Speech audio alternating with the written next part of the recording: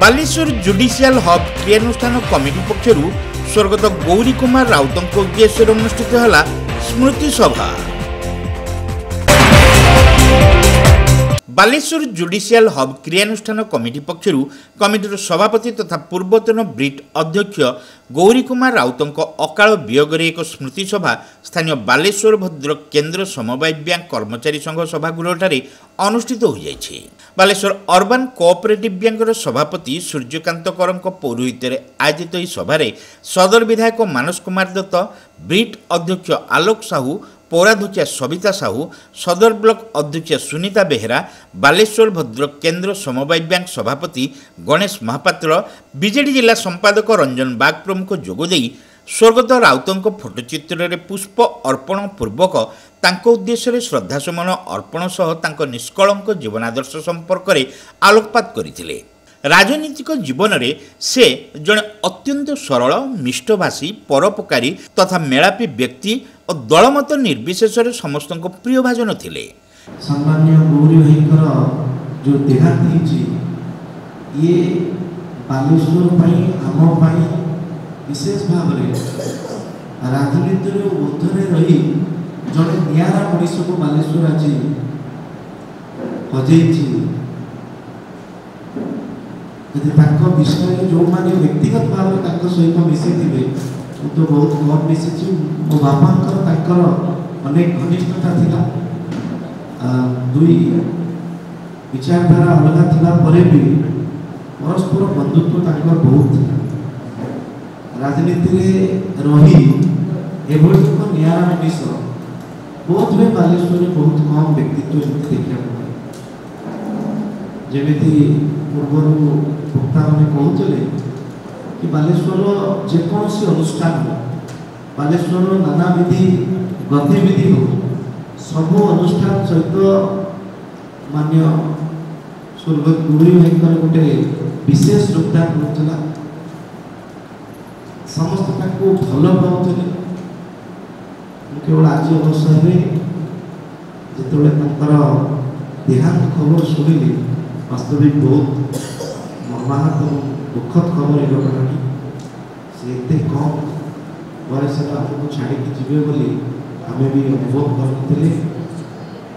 बहुबार राजनीति में रही स्थानीय प्रतिनिधि हिसाब से किसी वर्ष पूर्व ब्रिट अध्यक्ष हिसाब से कार्यरत कर आज अवसर में मो अमरात्मार सद्गति प्रभु पाखे प्रार्थना करने सहित बालेश्वर जो एक शून्य स्थान पड़ी विशेष भाव में परिवार जो प्रकार एक अदिन जो चढ़क पड़ी प्रभु पाखे परिवार को प्रभु शांति प्रदान करतु। गौरी भाई स्मृति उद्देश्य आज सभा कमिटी तरफ कमिटर समस्त कर्मकर्ता को धन्यवाद देवी। समस्त को ये हल एकजुट कर कार्यक्रम कर गौरी भाई दलगत निर्विशेष समस्त कार्य से करते गोटे भल मनीष थे। पुओ बाहागर समस्त को से बाहागर निमंत्रण करते जेहतु घर पाक आम जाइलु लाइट घर सजा सर बंधुवर्ग किसी आसी टेंट किसी हो सारी तेणु बहुत दुखद घटना से आमको छाड़ी चली जाइए। मु निश्चित भाव में समस्ते दुखित अच्छु ठाकुर प्रार्थना करी से जो भल था परिवार को सहायता